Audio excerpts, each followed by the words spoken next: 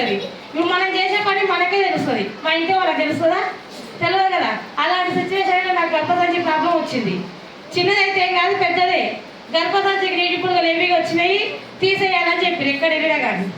అప్పుడు నాకేమనిపిస్తుంది, ఆపరేషన్ చేయించుకొని నేను ఇంట్లో ఉంటే సంవత్సరం రెస్ట్ తీసుకోవాలి. ఆ షాప్ ఒకటి అమ్ముతారు. మా సీన్ సార్ చెప్తే ఏమంటాడు, ఆ పొట్లాలు పెట్టడం నా వల్ల కాదు, నువ్వే కట్టుకో, లేకుంటే వేరే వాళ్ళకని ఇచ్చాను అంటారా అనరా? ఖచ్చితంగా అంటే నేను దానికి ఆలోచించి ఆపరేషన్ వద్దు, మందులు వాడతాను చెప్పి ఒక 5-6 నెలలు అట్లనే వాడుకుంటూ ఉన్నా, అయినా తగ్గట్లేదు. ఎందుకంటే బయట వాడుకుంటే తగ్గుతాయా?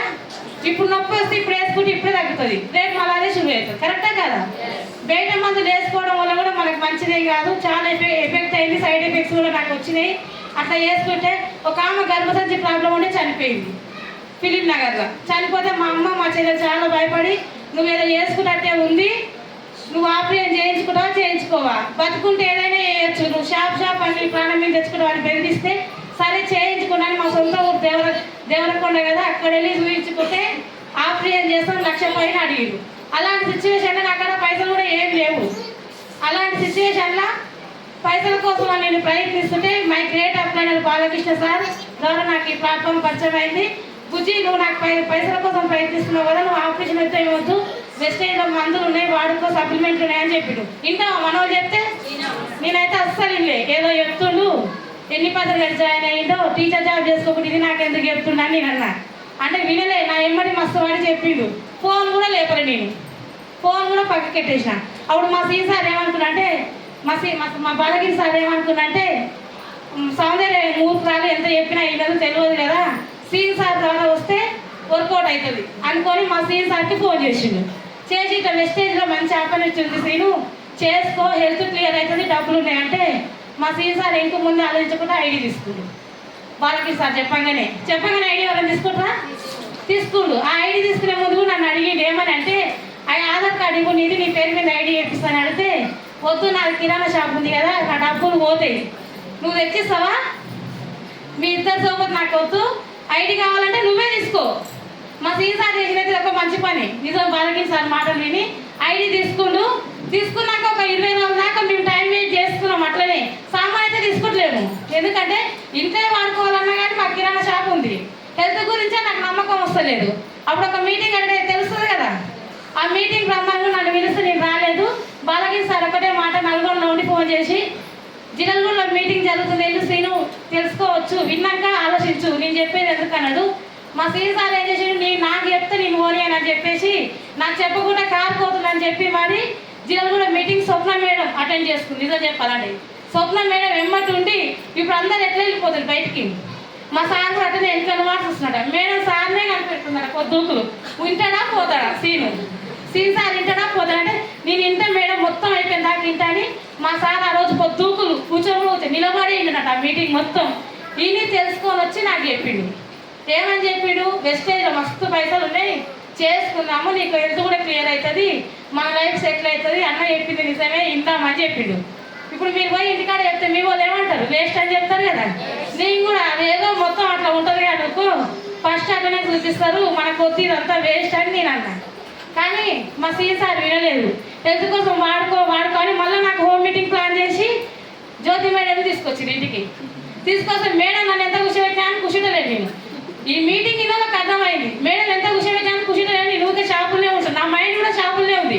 కానీ మేడం కూర్చోబెట్టి నన్ను ఏమని అడిగిందంటే, నువ్వు షెడ్యూల్ క్లోజ్ చేస్తే నీకు పైసలు వస్తాయా, రావు కదా, నువ్వు అందుకని కూర్చుంటలేవు కదా, కొంతసేపు కూర్చో, ఏం కాదు, నీకేం నష్టం కాదు అని అంటే, నేను ఆ హోమ్ మీటింగ్ విన్నాక కొంచెం అనేది అర్థమైంది. ఇంకా నమ్మలే, వాళ్ళని కూడా నమ్మలే, ఆమె వచ్చింది ఏదో చెప్తుందిలే అనుకున్నా. తర్వాత బాలగిరి సార్ ఒక 2-3 రోజులకు ఫోన్ చేసి, మల్లెపల్లి మీటింగ్ రా బుజ్జి అని పిలిచిండాను. పోతానా, అస్సలు పోను. 2-3 రోజుల ముందు నుంచి చెప్తుంది కూడా, నేను రానంటే రాను. నువ్వు ఇస్తావా, షాప్ బంద్ చేసి 500 లాస్ వస్తాయి, నువ్వు ఇస్తావా అని అడిగిన. సార్ ఒకటే మాట ఏమనంటే, నవ్వుకుంటా, దేనికైనా నాకు సన్మానం చేస్తుందా చూడు అని చెప్పిండు. నేను దానికోసమే పోయినా, చూడాలని ఏం చేస్తారో అని పోయినా నేను మల్లెపల్లి మీటింగ్కి. అక్కడ పోయినాక ఎంఎస్ఆర్ గురువు గారి మాటలు, మన వెంటర్ ధనలక్ష్మి శంకర్ సార్ల మాటలు, కొంతమంది లీడర్స్ మాటలు విన్నాక అప్పుడు డిసైడ్ అయినా, నేను చేస్తే వెస్టేజే చేయాలి. ఎందుకంటే అక్కడ కొంతమంది లక్షలు తీసుకొని మాడుతున్నారు, 50,000 రూపాయలు తీసుకొని మాడుతున్నారు. ఇంకొకటి ఏంటంటే, ఇంత చదువుకున్న వాళ్ళే మాడితే నాకు ఓపిక ఉండకపోవు, చదువుకున్న కూడా మాట్లాడుతున్నారు. అందరికీ వస్తున్నాయి. ఇదేంటంటే నేను బాగా చెప్తా జోలి వరకు అని చెప్పాలనుకుంటే అదేదో దీని గురించి చెప్తే అయిపోతుంది కదా. నేను అది ఆలోచించి నేనేమనుకున్నాంటే ఆ రోజు పొద్దుకులు విన్నా సాయంత్రం వాళ్ళకి సార్ ఒకటే మాట, నాకు చదువు రాదు నేను చెప్పలేను, మరి నువ్వు నాకు సపోర్ట్ చేస్తావా చేయవా? నేనైతే వెస్టేజ్ చేస్తానంటే సార్ ఒకటే మాట, నాకేం చెప్పలే, నీకున్న పరిచయాలు నా చేత పెట్టుకొచ్చి సింపుల్ నువ్వు మాట్లాడేదేదో వెస్టేజ్ గురించి ఎక్కువ మాట్లాడు వస్తాయని చెప్పిండు. ఇంటికి వచ్చినాక బాగా నేను నిద్ర పడతలేదు నాకు నైట్, ఎందుకంటే వెస్టేజ్ ఎప్పుడు చేయాలి ఎప్పుడు ఎడిట్ చేయాలి. కానీ ఎవరు చెప్పినా ఎవరు వింటలేరు. ఒక్కరని వింటారా? వినరు. మస్తు మందికి చెప్పిన ఎవ్వరు వింటలేరు. ఒక్కరో ఇద్దరు వచ్చిర్రు, అలా ఆటోటి సరిపెట్టుకున్నాను. తర్వాత ఏం చేసినా మా అమ్మ వాళ్ళకి చెప్తే వాళ్ళని నా మాట వింటారేమో అనుకున్నా. మా అమ్మకి మా చెల్లెకి చెప్తా కూడా బాలకృష్ణ ఏదో చెప్తాడు, ఆయన మాట ఎందుకు అమ్మ వద్దుగా అనుకో, నీకు ఎందుకు క్లియర్ అయింది కదా, ఇంట్లో ఉండి సపోర్ట్ చేయకుండా ఏం కాదు కానీ ఎందుకు అవసరం అన్నారు. కానీ వాళ్ళ మాటలు వింటే నేను ఆడనే ఉంది, కిరాణా షాపులే కొట్లాలు కట్టుకున్నాను. కానీ నేను వాళ్ళ మాటలు వినలే. నాకు దాని వచ్చింది బాలకృష్ణ మాటలు, వీళ్ళలో ఉన్న పైసలు, అదొక్కడే డిసైడ్ అయినా కాబట్టి నేను వాళ్ళ మాటలు వినలే. వాళ్ళకి అబద్ధాలు చెప్పుకొని నేను మీటింగ్లకు పోయి కూడా వర్క్ చేస్తున్నా. నాకు తర్వాత 8,000 వచ్చినాయి గ్రౌండ్ డైరెక్టర్ అయితే. అప్పుడు అనిపించింది నాకు ఇంట్లో నిజంగా పైసలు ఉన్నాయి, కిరాణా షాప్ అమ్ముకుంటే ఇంట్లో 8,000 వచ్చినాయి. బాలకృష్ణ సార్ అప్పటికి కూడా ఏం చెప్పారంటే ఇంకా ట్రై అయ్యి పైసలు వస్తాయి, ఇంకా ట్రై అయ్యి పైసలు వస్తాయి అని చెప్పేది. నేను అట్లనే వాళ్ళకి ఇలా చెప్తుంటే 8,000 తర్వాత 12,000 వచ్చినాయి, తర్వాత 24,000 వచ్చినాయి, తర్వాత 32,000 వచ్చినాయి, 32,000 తర్వాత 42,000 వచ్చినాయి, 42,000 తర్వాత 52,000, 54,000, 58,000, 62,000 వచ్చినాయి. అప్పుడు నాకు ఆలోచన ఏంటంటే నేను పార్ట్ టైం లాగా చేస్తున్న ఇట్లా వచ్చింది, ఆ కిరాణా షాప్ నేను ఎందుకు ఉండాలి, ఎందుకు కొట్లాలు కట్టాలి, అది తీసేసి ఇంకా ఎక్కువ వస్తాయి కదా. నేను అదే ఆలోచించి ఆ కిరాణా షాప్ మొత్తం తీసేసినాక వాళ్ళకి సార్ ఫోన్ చేసిన, షాప్ మొత్తం తీసేసి ఇక ఫ్రీ అయిపోయినా, నాకు ఆ షాప్ గోల లేదని చెప్పిన. నా వీళ్ళు ఏమనలే. నేను అదే నెల గట్టిగా పట్టుకొని వర్క్ చేస్తే 97,000 చెక్ వచ్చింది. ఆ 97,000 చెక్ వచ్చినప్పుడు నాకైతే నా పైసలు అనిపించలేదు, ఎందుకంటే నాకు లెక్కలు తెలియదు కాబట్టి. మా తీసారి ఫోన్ లేపలేదు. బాలకృష్ణ సార్ గారి ఫోటో తీసి మరీ పెట్టిన నేను నైట్ నగర్ మీటింగ్ కొద్దినే, నువ్వు తప్పున ఫోన్ లేపు, నాకు చెక్ ఇంత వచ్చిందా రాలేదా, నిజమా కదా అంటే నిజంగా సార్ నిజంగా దూరంగానే ఉండు కదా. ఆ ఫోన్లోనే సంతోషం, సార్కి వచ్చినా కానీ అంత సంతోషం పడినో పడకపోను, నాకు వచ్చినందుకైతే చాలా సంతోషపడ్డాడు. నీకు 97,000 వచ్చినాయి చెల్లె నిజంగా అని చెప్పింది సార్ అప్పుడు నాకు. నిజంగా అట్లనే వర్క్ చేస్తే డిసెంబర్ గోల్ అనేది కదా అందరూ, నేను కూడా అట్లనే గోల్ అని పెట్టుకొని గోల్ గురించి చెప్పిన. నేను 1,00,000 వస్తే చాలా అనుకున్నా, 1,00,000 కాదు 1,19,000 వచ్చింది. 1,19,000 వచ్చినప్పుడు ఎవరు మారింది అంటే మా అమ్మ మా చెల్లెలు మారింది. అన్ని రోజులు మారలే, 1,19,000 వచ్చినప్పుడు మారి అప్పుడు మా చెల్లెలు ఐడి తీసుకుంది. మా అమ్మ కూడా చేస్తే వెస్టేజ్ చేసుకో బాగుంది. అప్పుడు నేను మీటింగ్కి వెళ్తా అంటే తిట్టేది కదా, ఇప్పుడు నేను మీటింగ్ వెళ్ళకుండా ఇంట్లో ఉంటే తిడుతుంది. మీటింగ్కో పైసలు ఎక్కువ వస్తాయి. చూసినావా ఎట్లా ఉంటుంది మైండ్ సెట్. నేను వెళ్తానప్పుడే వద్దని ఆపిడు కదా. ఒకప్పుడు బాలకృష్ణ వెస్టేజ్ తీసుకపోయి వీళ్ళని ఏం చేస్తాడో, వీళ్ళ పెళ్ళము కష్టం చేదాక వెస్టేజ్ అని తిరుగుతున్నారు కదా. ఇప్పుడు ఏమంటారు, బాలకృష్ణ చేయి పట్టుకొని పోయింది, ఆయన సక్సెస్ అయితే ఈవెన్ సక్సెస్ చేసిన పేరు వచ్చిందా రాలేదా? నిజం చెప్పాలన్నా చిన్న జీవితంలో అయితే బాలకృష్ణ సార్ ఎప్పుడు ఒక మాట చెప్పేదాన్ని, నీకు ఎన్ని పైసలు వచ్చినా దరిద్రమే, నీకు నీ పిల్లల మంచిగా చదివియవు, ఎప్పుడు పైసలు అంటావు, ఎప్పుడు మీ అమ్మని అడుగుతావా అనేది నిజంగా నన్ను అన్నప్పుడు నేను ఏమనపోయేది. కానీ మా పిల్లల ప్రైవేట్ స్కూల్లో చదివించడానికి కారణం అయితే బాలకృష్ణ అయితే ఎంత హ్యాపీగా ఫీల్ అంటే సార్. మా పాప పేరు భార్గవి, 1,00,000 కట్టి స్కూల్లో జాయిన్ చేసిన ఈ రోజు కోసమే మమ్మీని మంచిగా చదివేయాలి, బాబుని మంచిగా చదివేయాల్సిన పిల్లల కోసమే కదా అన్నాడు. అదొకటి అయిపోయింది, ఆ కోరిక పిల్లలది అయిపోయింది కదా. తర్వాత ఏముంటుంది, ఒక బైక్ కూడా లేదు నిజం చెప్పాలంటే. మాకు కిరాణా షాప్ వాళ్ళని అడిగేది ఎవరు చెప్పేది, ఇస్తారు ఎవరైనా ఎవరు ఇస్తారు వీళ్ళకి అనేది. అప్పుడు నేను డిసైడ్ అయినా మా సార్కి ఏదో ఒక గిఫ్ట్ ఇవ్వాలని. అప్పుడు నేను ఎంఎస్ఆర్ చేద్దాం మీరంగానే అంజలి మేడం చెప్పింది ఒక పల్సర్ బైక్ సేమ్ నేను నా డౌన్ లైన్ ఇస్తాను, ఒకటే మోడల్ బైక్ ఒకటేసారి తీసుకున్నాం. మేము బైక్ తీసుకున్నామా తీసుకోలేదా? బైక్ తీసుకున్నాం. తర్వాత ఏముంటుంది ఇంటికి ఏదైనా ఉంటుంది కదా. స్వప్న మేడం అప్పుడు ఫోన్ కొన్నది, వాళ్ళ బాబు గిఫ్ట్ ఇచ్చింది. మా పిల్లలు నువ్వు కూడా ఏదో ఒకటి ఇప్పించచ్చు కదా అని అడుగుతాడు కదా. మా తోటి కూడా వాళ్ళతో పెద్ద టీవీ ఉంది, వాళ్ళకంటే పెద్దది కావాలని అడుగుతాడు కదా. అప్పుడు 48,000 టీవీ చెక్ వస్తే అప్పటికప్పుడు నెట్ క్యాష్ కట్టి ఈయనే తీసుకున్నాం. అట్లా ఇప్పించిన తర్వాత మా పాప ఏమడిగిందంటే బైక్ మీద పోలేకపోతున్నాం, కార్ కావాలా వద్దా? ఇవాళ రేపు ఫంక్షన్లకు పోతే కార్ కిరాయి తీసుకుని పోతారు మా వాళ్ళు అయితే నిజం చెప్పాలంటే. ఎందుకంటే వాళ్ళకన్నా నేనేం తక్కువ కారు ఉండాలి, కరెక్టా కాదా? అదేదో మా సొంత కారు ఉంటే బాగుంటుంది కదా. బయట కొనగలమా మనం? కొనలేము. అప్పుడే నేను మన మెంటర్స్ తోటి, బాలకృష్ణ సార్ తోటి, స్వప్న మేడం తోటి, జ్యోతి మేడంతో డిస్కషన్ చేసినాం. మేము ఇట్లా కారు తీసుకోవాలనుకున్నాడు, తీసుకొని బాగుంటుందని చెప్పింది. ఇంకా ఆలోచించలే నేను. అప్పటికప్పుడు నేను కారు ఓపెన్ చేయాలనుకుంటే తీసుకున్న డిసైడ్ అయినా అదే రోజు కారు ఓపెనింగ్ చేసినాం. బాగుందా కాలేదా? నైట్ 11 గంటలకు నాకు కారు కావాలి, తెల్లారితే కొత్తపేట మీటింగ్. కారు కావాలా వద్దా? బయట దిగలం అంతా డిసైడ్ అయితే తెలియదు కదా. ఒక అప్లైన్ ఒక డౌన్ లైన్ తీసుకొని పోయి మహేష్ వాళ్ళ కారు ఓపెన్ చేసిన తీసుకుపోయినాం. తర్వాత కొత్తపేటలో మా అప్లైనర్స్, మా మెంటర్ తోటి, మా డౌన్ లైన్స్ అందరితోటి ఎంఎస్ఆర్ గురువారి చేతుల మీద కారు ఓపెన్ చేయడం జరిగింది. ఒకప్పుడు నేను అందరు పోయి సెకండ్ ఇచ్చి చెప్పేది కంగ్రాచులేషన్ అని. కానీ అందరు నా కాడికి వచ్చి చెప్పితే ఎట్లా ఉంటుంది మనకు? అదంతా వరి వల్ల మన అప్లయన్స్ వల్లనే కదా. నిజం చెప్తాను, నేను నన్నైతే ఒక కడపాకు లెక్క తీసేసేది మా ఇంట్లో. ప్రతి ఒక్కరు నాలాంటి వాళ్ళతో అర్థం చేసుకొని నాకు ఒక బ్యాగ్ కూడా మా చెల్లె బాగుంది, కానీ నేనేం చదవలేదు, బయట కూడా ఎవరు తెలియదు. దానికి కారణం ఎవరు? బాలకిస్తారే కదా. నన్ను మా ఫ్యామిలీలో ఒక డైమండ్ లాగా చేసి నిలబెట్టిండు. ఇప్పుడు మన పిల్లల కోసం మనం ఏదైనా చేయాలని డిసైడ్ అయితే ఏదైనా చేయొచ్చు. నేను నిజంగా మా సార్కి అట్లా గిఫ్ట్ చేయడం, మా పిల్లలకి అంటే నిజంగా చాలా బాగా సంతోషంగా ఉంది. నేను బయట అయితే నిజంగా వాళ్ళకు బట్టలు ఇప్పియాలన్నా కానీ ఆలోచించేది. ఇంక ముందు ఒకరికి ఇప్పిస్తే ఒకరికి ఇప్పి చెప్పేది. అలాంటి పరిస్థితుల నుంచి ఆ అప్పు మొత్తం నేర్చుకొని ఇట్లా ఇప్పించి నాకు నెక్స్ట్ గోల్ ఏంటంటే నా ఇల్లు కట్టుకోవాలి. ఫ్లాట్ పెద్దదే ఉంది సిటీలో, 120 గదాల ఫ్లాట్ దాకా ఉంది. కానీ ఇల్లు అయితే పెద్దగా ఏం లేదు, చిన్నగా ఉంది. ఇల్లు కూడా కట్టాలని గోల్ పెట్టుకున్నా, చేస్తున్నా, ఖచ్చితంగా చేస్తా. నిజంగా ఏదైనా సరే కానీ అదే కిరాణా షాప్ అంతని ఏదైనా సాధ్యమా మనకు? ఏది లేదు కదా. అదే అప్పులతోటి అదే ఇంట్లో అట్లనే ఉండిపోతున్నాం. ఆపరేషన్ చేయించుకుంటే అక్కడే ఉంటున్నాం.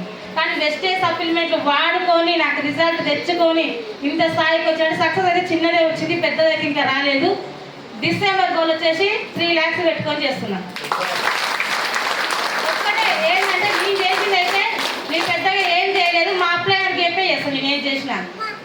ఏదైనా సరే నన్ను తిడతాడు ఒక్కొక్క విషయం వల్ల, ఇట్లా పూజ అట్లా పూజ అని. కానీ నేను వాడితే ఎందుకంటే నా మంచి కోసంగా చెప్పేది, కరెక్టా కాదా?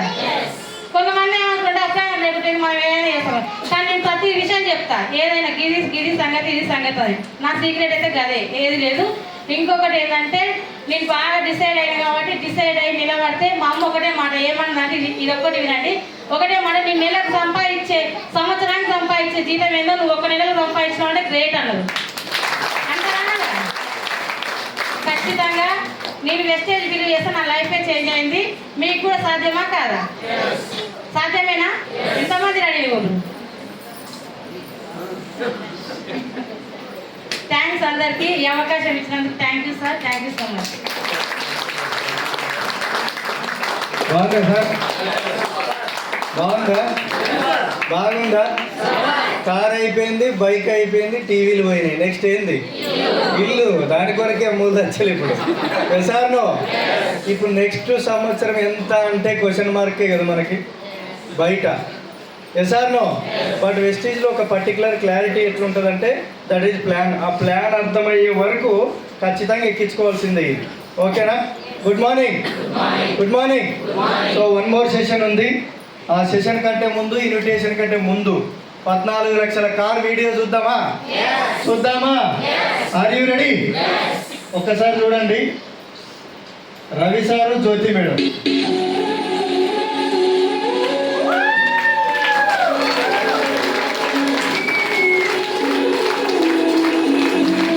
లైట్ బంద్ చేయమని చెప్పాను.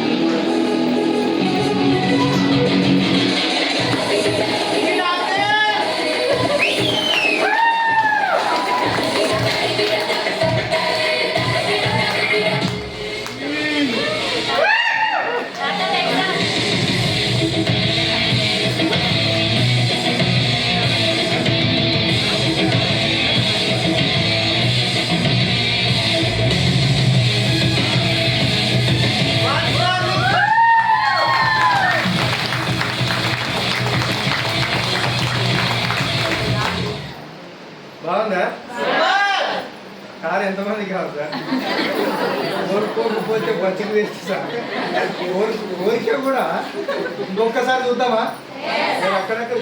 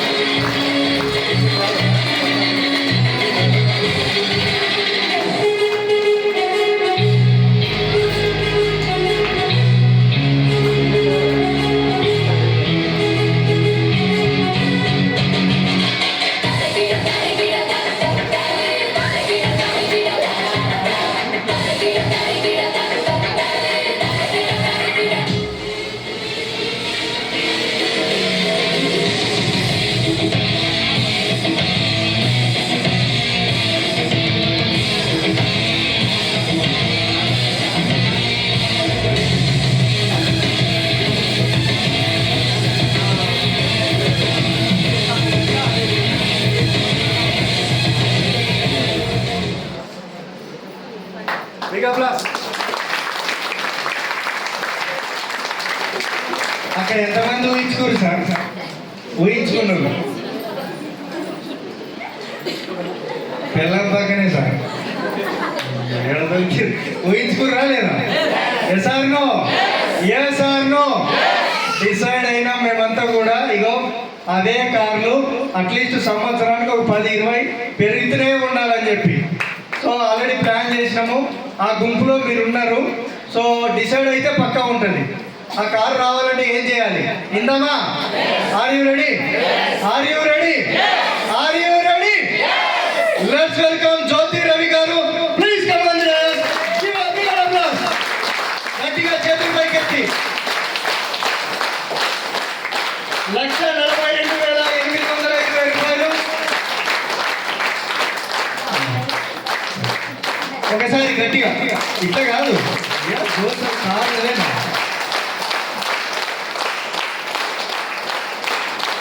చెక్ ఎంత సార్ ఇప్పుడు నోట్తో చెప్పండి నోట్తో 1,00,000 ఎస్ ఆర్ నో ఇందామా are you ready hand over to our great speaker Jyothi Ravi గారు ఒక్కసారి గట్టిగా మళ్ళీ ఫైనల్